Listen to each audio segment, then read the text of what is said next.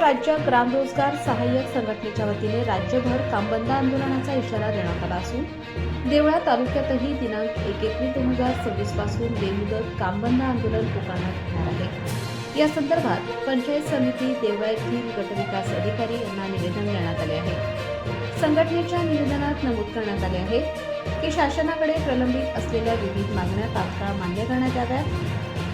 3 October 2023च्या शासन निर्णयाची अंमलबजावणी करून प्रलंबित मानधन डीबीटीद्वारे थेट खात्यात जमा करणे, ग्राम रोजगार सहाय्यकांना आकृतीबंधात समाविष्ट करून कायमस्वरूपी शासन सेवेत घेणे तसेच विमा संरक्षणासह विविध भत्ते लागू करणे या प्रमुख मागण्या करण्यात आल्या आहेत। तसेच ग्राम रोजगार सहाय्यक हे अर्धवेळ कर्मचारी असताना त्यांच्याकडून NMMS प्रणालीद्वारे दिवसातून 2 वेळा हजेरी घेण्याची सक्ती करण्यात येत असल्याने ती रद्द करावी अशी ही मागणी करण्यात आली आहे। या मागण्यांकडे शासनाने तातडीने लक्ष न दिल्यास आंदोलन अधिक तीव्र करण्यात येईल असा इशाराही संघटनेने दिला आहे।